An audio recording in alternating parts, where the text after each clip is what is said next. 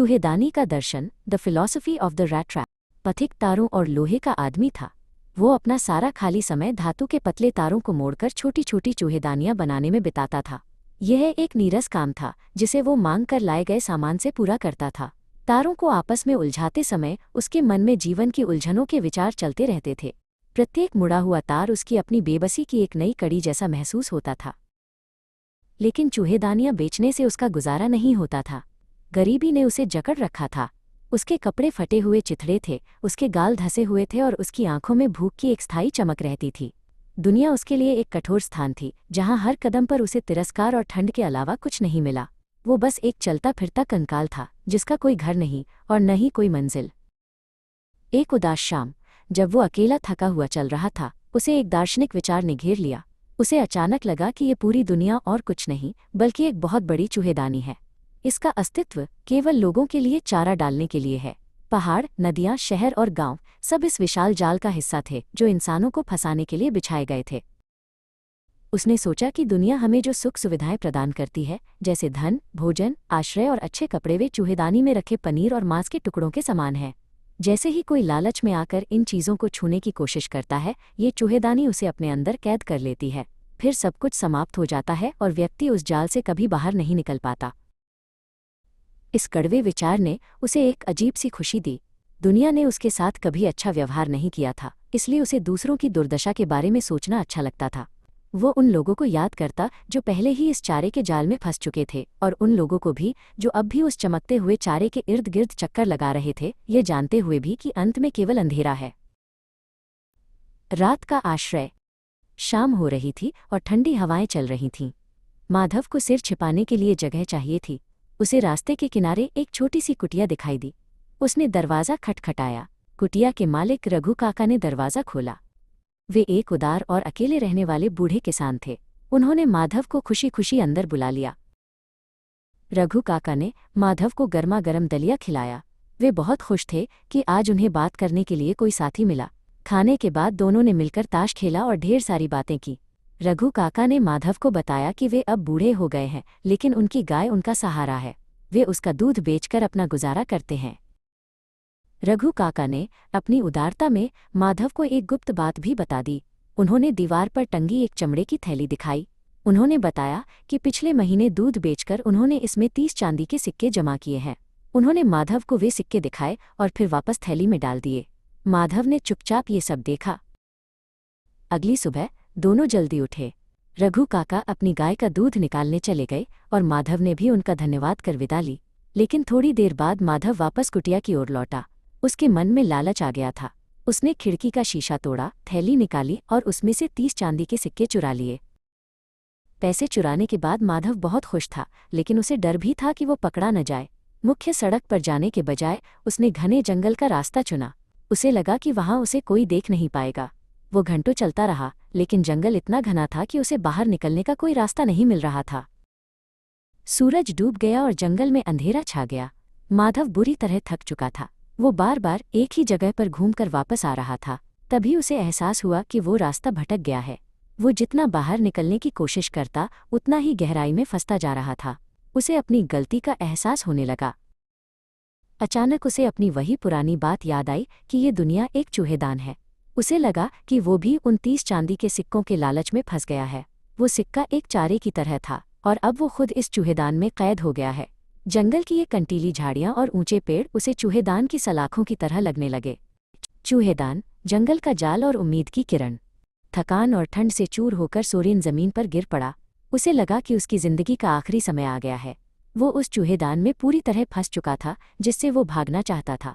उसने अपनी आंखें बंद कर लीं और गीली जमीन पर अपना सिर रख दिया। अचानक सोरेन को एक आवाज सुनाई दी। ठक ठक ठक। ये किसी भारी चीज के पीटने की लयबद्ध आवाज थी। इसमें कोई संदेह नहीं था कि ये हथौड़े की चोट थी। सोरेन के मन में उम्मीद जागी। उसने अपनी सारी ताकत जुटाई और आवाज की दिशा में रेंगने लगा। वो झाड़ियों को चीरते हुए राम्सजो आयरन वर्क्स के पास पहुंचा। सामने एक बड़ी सी इमारत थी जिससे धुआं निकल रहा था। खिड़कियों से आग की लाल चमक बाहर आ रही थी। सोरेन भारी कदमों से उस कारखाने के खुले दरवाजे की ओर बढ़ने लगा। कारखाने के अंदर का नज़ारा अद्भुत था। बीच में एक विशाल भट्टी थी जो आग उगल रही थी। लोहे के बड़े टुकड़ों के गर्म होने की आवाज़ और कोयला झोंकने वाले बेलचों का शोर चारों ओर फैला हुआ था। हवा में राख और लोहे की गंध बसी थी। लार्स अपने काम में इतना मग्न था कि उसने सोरेन को अंदर आते नहीं देखा। सोरेन धीरे से भट्टी के पास पहुंचा। बाहर की कड़कड़ाती ठंड के बाद भट्टी की गर्मी उसे स्वर्ग जैसी लग रही थी। उसने अपने गीले और फटे हुए कपड़ों को सुखाने की कोशिश की। सोरेन ने लोहार से वहां रुकने की अनुमति मांगी। लार्स ने बिना कुछ बोले बस गर्व से सिर हिलाकर हाँ कह दिया। सोरेन एक कोने में रखे लोहे के लट्ठे पर बैठ गया और अपनी टोपी आंखों पर खींच ली। उसे बस थोड़ी सी नींद और गर्माहट चाहिए थी। तभी कारखाने का मालिक गुस्ताफ अपनी रात की नियमित जांच के लिए वहां पहुंचा। वो एक लंबा और रोबीला आदमी था। वो ये सुनिश्चित करना चाहता था कि कारखाने में सबसे अच्छा लोहा बन रहा है। चूहेदान और दया की शक्ति, आयरन मास्टर की भूल। जो आयरन वर्क्स की उस विशाल भट्टी के पास एरिक दुबक्कर बैठा था। बाहर बर्फीली हवाएं चल रही थीं और भट्टी की गर्मी ही उसका एकमात्र सहारा थी। तभी अचानक वहां का मालिक मैग्नस अपनी रात की गश्त पर वहां पहुंचा। उसकी नज़र जमीन पर लेटे उस फटेहाल अजनबी पर पड़ी। मैग्नस एरिक के करीब आया और उसे गौर से देखने लगा। भट्टी की मध्यम रोशनी में उसे लगा कि यह उसका कोई पुराना दोस्त है। ओह निल्स ओलोफ, तुम इस हालत में? मैग्नस ने बड़ी हैरानी से कहा। उसने एरिक को अपना पुराना रेजिमेंटल साथी समझ लिया था। एरिक जानता था कि वो कोई निल्स ओलोफ नहीं है, लेकिन उसने सच नहीं बताया। उसे डर था कि अगर उसने सच कहा तो शायद उसे पुलिस के हवाले कर दिया जाए। जब मैग्नस ने उसे अपने बड़े घर मैनर हाउस में क्रिसमस मनाने का न्योता दिया तो एरिक का दिल जोर से धड़कने लगा। एरिक के पास 30 क्रोनोर थे जो उसने एक बूढ़े व्यक्ति से चुराए थे। उसे लगा कि मैग्नस के घर जाना शेर की मांद में जाने जैसा है। उसने डरते हुए कहा, नहीं साहब, मैं नहीं आ सकता। उसे लग रहा था कि ये दुनिया एक बड़ा चूहेदान है और वो खुद इसमें फंसने जा रहा है। मैग्नस को लगा कि एरिक शायद अपनी गरीबी और फटे कपड़ों की वजह से शर्मिंदा है। उसने बहुत मनाने की कोशिश की, लेकिन एरिक टस से मस न हुआ। हार मानकर मैग्नस वहां से चला गया, पर उसके मन में अपने दोस्त के लिए हमदर्दी अब भी बाकी थी। कुछ देर बाद लोहे के कारखाने के बाहर एक बग्घी रुकी। इस बार मैग्नस नहीं बल्कि उसकी बेटी एडला आई थी। वो अपने पिता की तरह सख्त नहीं थी, बल्कि उसकी आंखों में एक अनोखी चमक और दया थी। उसने अंदर कदम रखा और देखा कि एरिक गहरी नींद में सोया है। जैसे ही एडला ने उसे जगाया, एरिक डर के मारे उछल पड़ा। उसे लगा कि कोई उसे पकड़ने आया है। उसकी आंखों में गहरा खौफ था। एडला ने बड़ी कोमलता से कहा, डरिए मत, मैं आपको सिर्फ अपने घर क्रिसमस के लिए बुलाने आई हूं। एडला ने देखा कि एरिक की हालत किसी भगोड़े मुजरिम जैसी थी। उसे समझ आ गया कि यह आदमी डरा हुआ है। उसने सोचा, या तो इसने कुछ चुराया है या ये जेल से भागा है। फिर भी एडला के मन में उसके लिए केवल सहानुभूति थी। आप जब चाहें हमारे घर से जा सकते हैं, एडला ने शांति से कहा। हम बस इतना चाहते हैं कि क्रिसमस की शाम आप हमारे साथ खुशी से बिताएं। एडला की आवाज़ में इतनी सच्चाई और दया थी कि एरिक का पत्थर जैसा दिल पिघलने लगा। उसने पहली बार सुरक्षित महसूस किया। एरिक ने अपना डर पीछे छोड़ दिया। उसने एडला का हाथ थामा और बग्घी की ओर चल पड़ा। वो जानता था कि वो एक अजनबी है, फिर भी एडला की दयालुता ने उस चूहेदान के दरवाजे को खोल दिया था जिसमें उसका मन कैद था। आशा की एक नई किरण उसके जीवन में चमकने लगी थी। चूहेदान और लालच का चारा, स्वीकार और आशंका। बड़ी अंधेरी लोहारशाला में एलारा ने उस अजनबी फेरी वाले सिलास की ओर हाथ बढ़ाया। उसकी आवाज़ में एक ऐसी कोमलता थी जिसे सिलास ने पहले कभी महसूस नहीं किया था। सिलास डरा हुआ था, जैसे कोई जंगली जानवर पिंजरे के पास जाने से डरता है। वो लोहारशाला की तपती आग के पास दुबक कर खड़ा था। एलारा ने उसे विश्वास दिलाया कि वो उनके घर पर सुरक्षित रहेगा और क्रिसमस की शाम शांति से बिता पाएगा। सिलास को लगा कि शायद ये भी एक तरह का चारा है, लेकिन एलारा की आंखों में सच्चाई देखकर उसने हवेली चलने का फैसला कर लिया। जैसे ही शानदार घोड़ागाड़ी हवेली की ओर बढ़ने लगी, सिलास के मन में घबराहट पैदा होने लगी। उसकी जेब में चोरी किए हुए 30 क्रोनोर रखे थे जो पत्थर की तरह भारी लग रहे थे। वो बार बार अपनी जेब को छू रहा था और खिड़की से बाहर ठंडे जंगल को देख रहा था। उसे लगा कि उसने लालच के चक्कर में खुद को एक ऐसे जाल में फंसा लिया है जहां से निकलना नामुमकिन होगा। वो बुदबुदाया, मैं शेर की मांद में क्यों जा रहा हूँ? काश मैंने वो पैसे न चुराए होते। हवेली पहुंचते ही नौकर ब्रैम ने सिलास को एक गर्म स्नान और नए कपड़ों के लिए तैयार किया। ब्रैम ने सिलास की बिखरी हुई दाढ़ी बनाई और उसके बेतरतीब बालों को करीने से काटा। जैसे जैसे सिलास की गंदगी साफ हो रही थी, वो खुद को एक नया इंसान महसूस करने लगा, लेकिन उसके अंदर का डर अब भी वैसा ही था। ब्रैम उसे एक साफ सुथरा सूट पहनने के लिए दे रहा था जो आयरन मास्टर मैग्नस का था। जब सिलास पूरी तरह तैयार हो गया तो वो आईने के सामने खड़ा हुआ। वो अब कोई आवारा फेरी वाला नहीं बल्कि एक सम्मानित सज्जन जैसा दिख रहा था। उसने महंगे ऊनी कपड़े और चमकते जूते पहने थे। उसने अपनी आंखों में खुद को देखा और उसे डर लगा कि ये रूप उसे और भी बड़े संकट में डाल देगा। वो सोचने लगा कि जब सच्चाई सामने आएगी तो क्या मैग्नस उसे माफ करेंगे।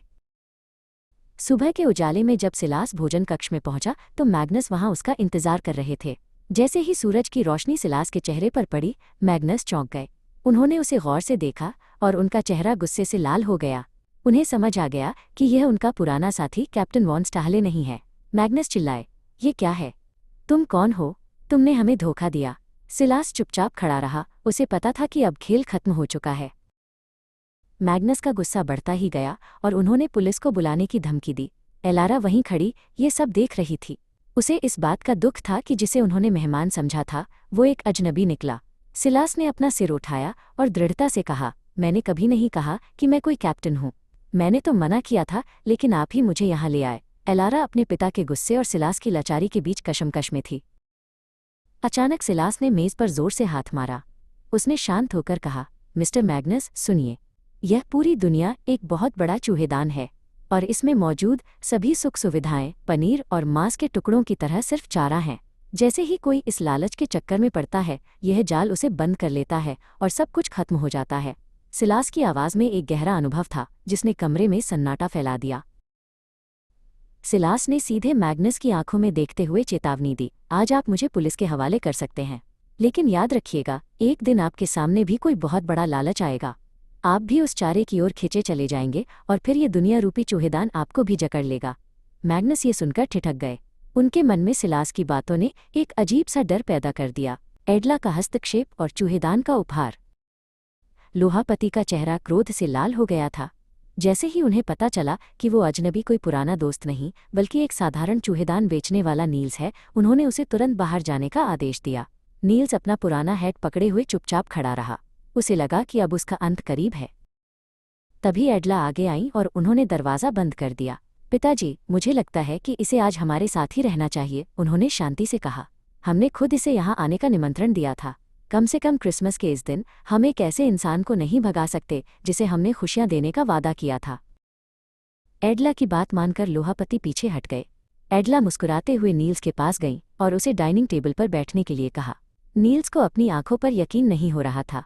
किसी ने उसके साथ कभी इतना सम्मान और दया भाव नहीं दिखाया था। उसने चुपचाप खाना शुरू किया। उस पूरी शाम नील्स ने कुछ नहीं किया, वो बस सोता रहा। वो कभी सोफे पर सोता तो कभी अतिथि कक्ष के नरम बिस्तर पर। ऐसा लग रहा था जैसे वो बरसों से सोया ही न हो। उसे पहली बार महसूस हुआ कि वह सुरक्षित है और उसे किसी चूहेदान या दुनिया के जाल का डर नहीं है। अगली सुबह एडला ने नील्स से कहा कि जो सूट उसने पहन रखा है वो उसके पिता की ओर से क्रिसमस का उपहार है। उसने ये भी कहा, अगर तुम अगले साल भी क्रिसमस की शांति के लिए यहाँ आना चाहो तो तुम्हारा स्वागत है। नील्स की आंखों में कृतज्ञता के आंसू छलक आए। सुबह सुबह एडला और उनके पिता विक्रम चर्च गए। वहां उन्हें एक चौंकाने वाली खबर मिली। उन्हें पता चला कि एक चूहेदान बेचने वाले ने पुराने किसान के घर से 30 क्रोनर चुरा लिए हैं। एडला का दिल बैठ गया। वो समझ गई कि ये वही आदमी है जिसे उसने अपने घर में पनाह दी है। घर लौटते समय विक्रम बहुत गुस्से में थे। मैंने कहा था न कि वो कोई चोर होगा। अब तक उसने हमारी चांदी की सारी चमचे और कीमती सामान समेट लिया होगा। एडला चुपचाप बैठी रहीं, उनकी आंखों में नमी थी। उन्हें दुख था कि उनकी अच्छाई का गलत फायदा उठाया गया।